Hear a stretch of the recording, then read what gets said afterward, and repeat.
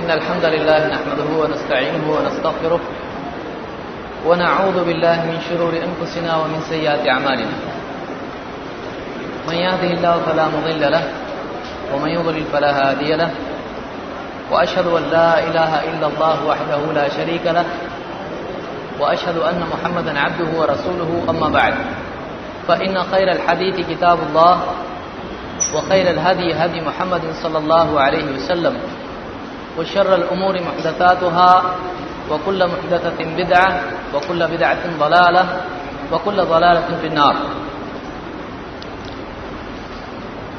اس سے پچھلی مجلس میں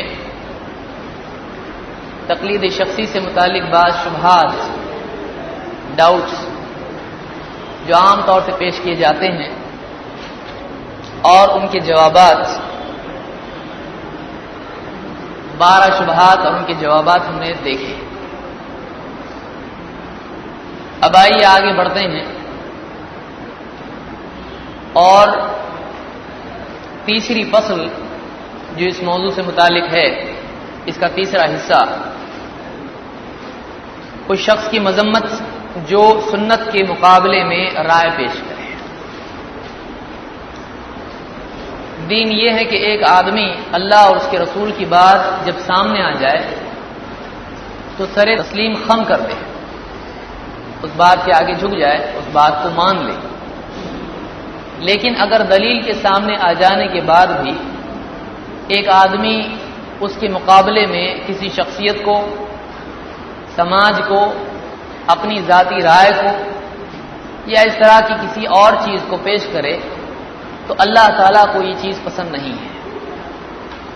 اس سلسلے میں ہمارا اپنا تجربہ بھی ہے کہ بعض اوقات، بلکہ اکثر اوقات، ایک حدیث کسی کے سامنے پیش کی جاتی ہے، وہ کہتا ہے سب ٹھیک ہے لیکن فلاں صاحب تو ایسا کرتے ہیں، فلاں تو ایسے ہیں، اتنا بڑا مدرسہ ہے وہ کیا غلط ہیں کیا، دنیا میں اتنے لوگ ہیں وہ سب غلط ہیں کیا، بعض زیادہ غلط ہیں کیا. تو ایک آدمی کے سامنے سنت آ جانے کے بعد اور واضح دلیل آ جانے کے بعد ایک آدمی دوسروں کا نام لینا شروع کرے تو آپ نے دیکھا کہ ابن عباس، ابن عمر اور اسی طرح سے دوسرے صحابہ، ان کا منہج یہ تھا کہ وہ اس کو پسند نہیں کرتے تھے. تو دلیل کے مقابلے میں شخصیت نہیں چلتی ہے. شخصیت کی تعظیم اپنی جگہ ہے، علماء کی قدر اپنی جگہ ہے، چاروں اماموں کی تعظیم اپنی جگہ مسلم ہے. ہم چاروں اماموں کو مانتے ہیں، چاروں اماموں کی عزت، تعظیم، احترام صرف الفاظ میں نہیں حقیقی طور پر کرتے ہیں. اسی لیے ہمارے دروس میں ان کا نام بار بار آتا رہتا ہے. لیکن ہم چار ہی میں دین کو مناسب نہیں مانتے ہیں، بلکہ اور بھی علماء ہیں، اور بھی مجتہدین ہیں جن کا نام ہم لیتے رہتے ہیں، جیسے امام الاوزاعی وغیرہ ہیں. تو بہرحال اس سے پہلے ہم نے جو چیزیں دیکھی وہ آپ کے سامنے تھی. اب اگلا حصہ ہم شروع کریں گے. سنت کے مقابلے میں اپنی رائے، ذاتی وجدان یا سماج یا وغیرہ وغیرہ چیزوں کو پیش کرنا، اس کی کیا برائی ہے.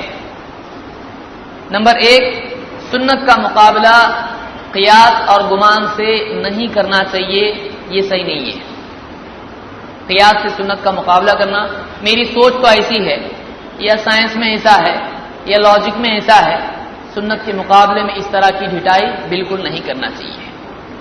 مالک ابن انس رحمۃ اللہ علیہ فرماتے ہیں، سمعت ابن شہاب، میں نے ابن شہاب الزہری سے سنا. زہری یہ کون ہے؟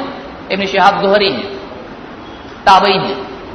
سلموا للسنة ولا تعارضوها، سنت کے آگے تسلیم یا سنت کے آگے اپنے آپ کو جھکا دو.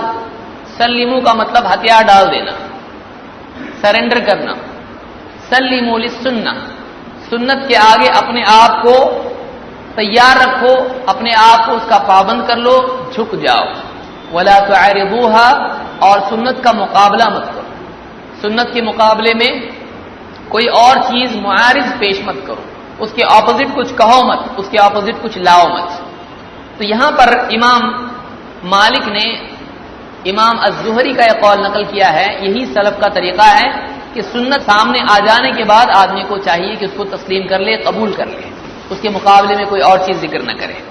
الفقیہ والمتفقہ میں اس کو خطیب البغدادی نے ذکر کیا ہے۔ مخلد ابن حسین رحمہ اللہ فرماتے ہیں امام الاوزاعی نے مجھ سے کہا قال لی الاوزاعی یا ابا محمد اذا بلغك عن رسول الله صلى الله عليه وسلم حديث فلا تظنن غيره ولا تقولن غيره فإن محمدا إنما كان مبلغا عن ربه۔ الفقیہ والمتفقہ میں یہ روایت موجود ہے۔ امام الاوزاعی بڑے بڑے ائمہ میں سے گزرے ہیں جو ان 4 اماموں کے سوا اور ایک مستقل امام تھے۔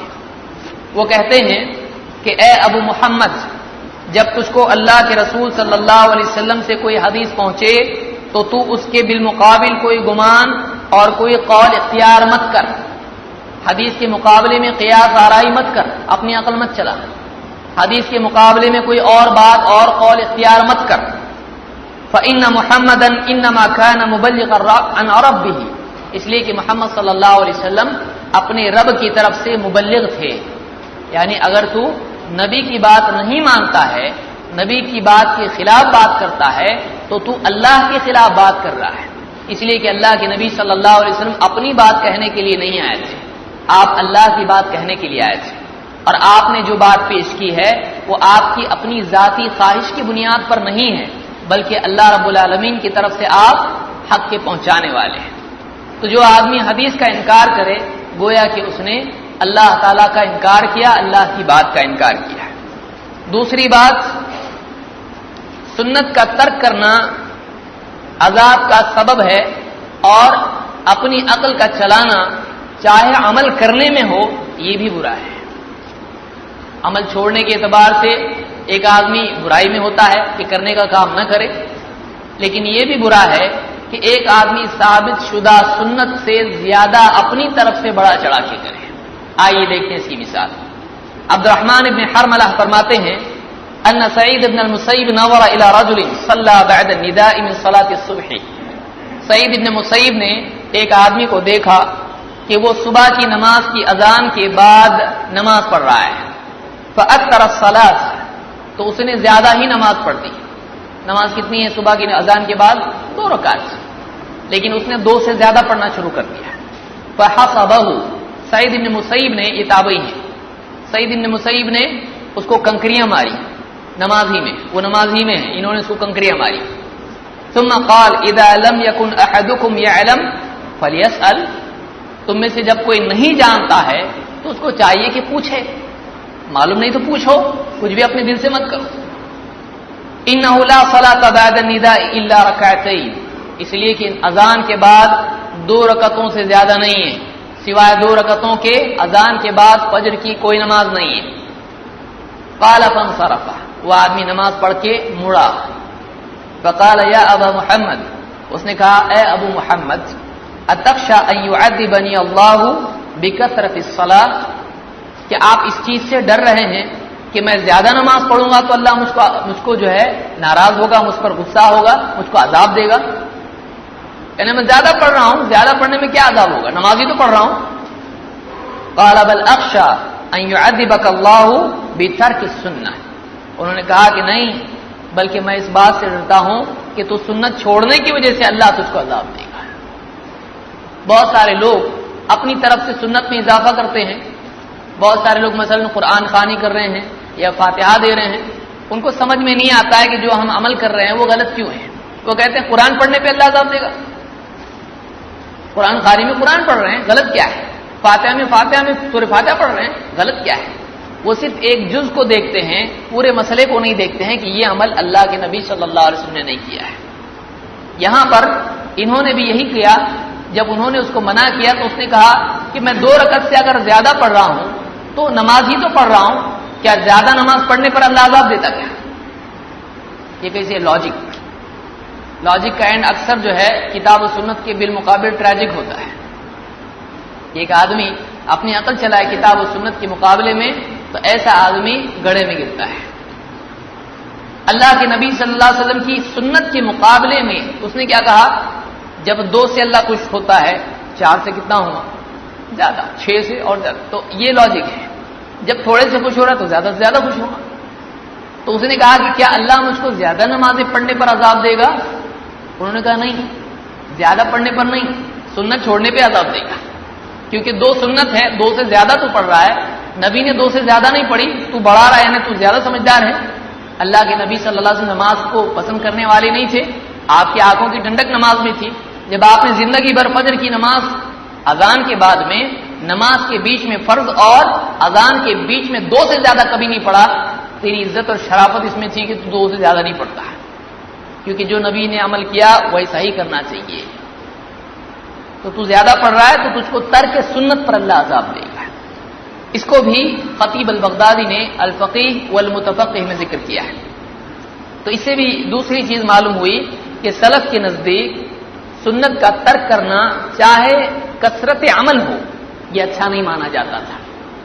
تیسری چیز، یہ اکثر بدعتی فرقوں کی علامت ہے کہ وہ سنت اگر ان کی خواہش کے خلاف ہو تو کسی نہ کسی طرح سے حدیث کو ضعیف قرار دے کر اس سے جان بچانے کی کوشش کرتے ہیں، چاہے وہ بخاری کی حدیث ہو، چاہے وہ مسلم کی حدیث ہو، چاہے اس کے راوی کتنے ہی ثقات کیوں نہ ہو، تو اگر ان کو موقع نہ ملے حدیث کی ضعیف کرنے کا تو کم سے کم اس کو منسوخ بنانے کی چکر میں پڑے رہتے ہیں، یا اس کے کچھ ایسے معنی نکالنے کی کوشش کرتے ہیں جو حدیث میں گنجائش نہیں نکلتی ہے۔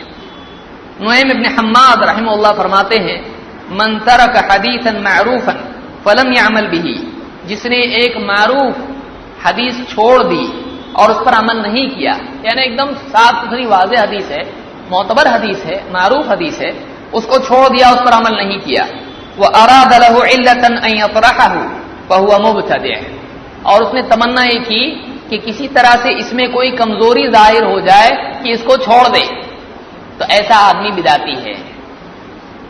کیوں؟ اس لیے کہ پہلے فیصلہ دل میں کیا، پھر حدیث کو کسی طرح سے ریجیکٹ کرنے کا راستہ ڈھونڈ رہا ہے، تو یہ سنت پر عمل کرنے کے بجائے خواہش کے مطابق عمل کر رہا ہے۔ لیکن جس کو سنت کا شوق ہوتا ہے وہ بولتا ہے بھائی کدھر سے بھی حدیث ملے، جیسی بھی حدیث ہو ہم کو تو سنت پہ چلنا ہے، جو ثابت ہوگا اس پر عمل کریں گے۔ تو یہ جو ہے یہ عام طور سے یہ خوبی ان لوگوں میں پیدا ہوتی ہے جن کا مقصود سنت ہوتا ہے، شخصیت نہیں ہوتا ہے۔ جب شخصیت مقصود ہو جاتا ہے تو حدیثوں کی رد کرنے کے لیے جو بھی شخصیت سے ٹکرانے والی حدیث ہے کیسا بھی کر کے اس کو چھٹی کر دو اس حدیث کی، یہ مزاج پیدا ہوتا ہے۔ نمبر 4، اس شخص کی برائی جو اپنی رائے کی بنیاد پر نبی صلی اللہ علیہ وسلم کے حکم سے اعراض کرے گی۔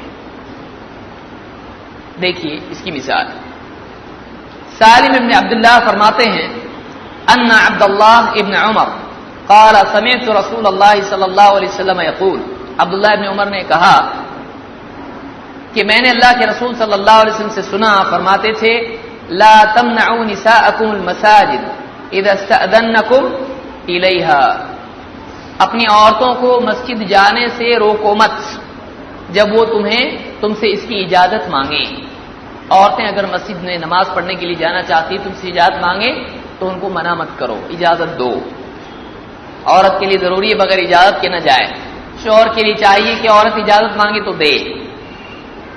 فقال بلال ابن عبداللہ، ان کے بیٹے بلال، اس کا نام بلال ابن عبداللہ نے کہا، واللہ لنمنعہن، ہم ان کو روکیں گے، اللہ کی قسم ہم تو روکیں گے ان کو۔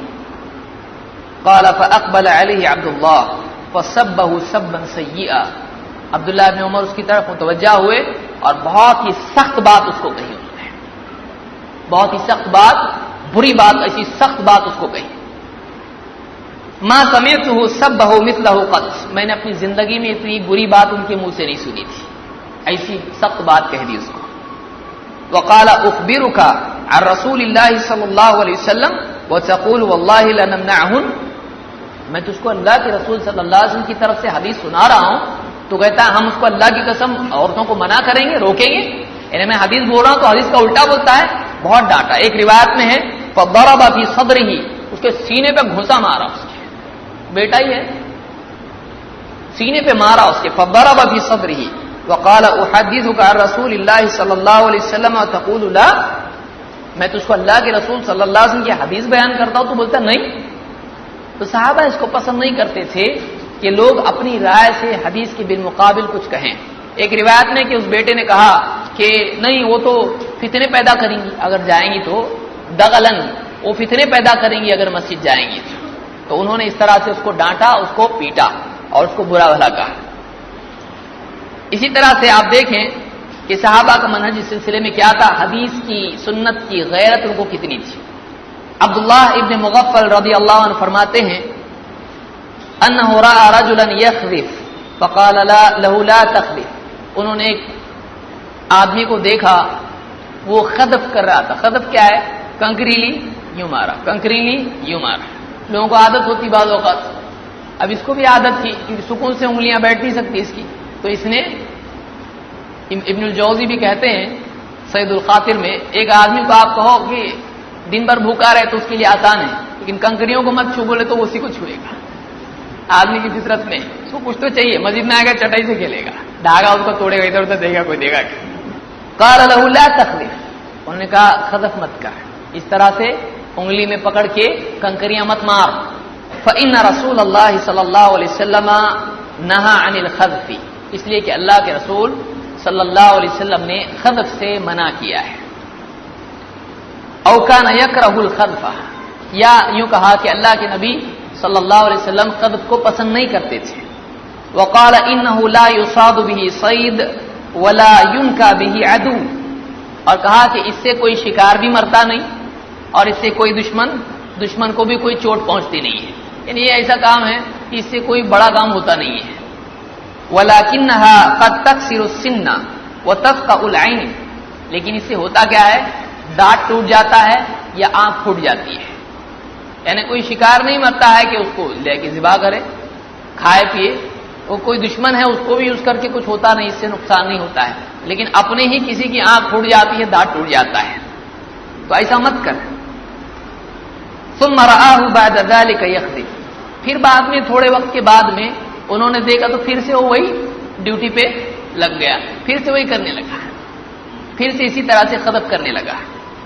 فقال له احدثك عن رسول الله صلی اللہ علیہ وسلم انه نهى عن الخذف او كره الخذف وانت تخذف لا اكلمك كذا وكذا، انہوں نے کیا کہا، غصہ ہو گیا، دیکھا کہ سمجھانے کے باوجود، اللہ کے نبی صلی اللہ علیہ وسلم کی بات بتلانے کے باوجود پھر وہی کرتا ہے، تو انہوں نے کہا کہ میں تجھ کو اللہ کے رسول صلی اللہ علیہ وسلم کی حدیث بتلاتا ہوں اور تو پھر سے وہی کرتا ہے، تجھ سے اتنی مدت کے لیے میں بات نہیں کروں گا۔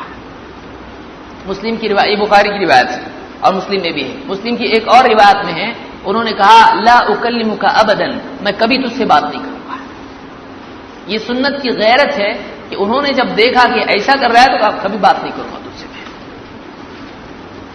تو اللہ کے نبی صلی اللہ علیہ وسلم کی سنت کے مقابلے میں اگر کوئی آدمی، سنت کے مقابلے میں کوئی آدمی اگر اس طرح سے اپنی عقل چلاتا ہے یا نافرمانی کرتا ہے یا ضد پر اڑا رہتا ہے تو صحابہ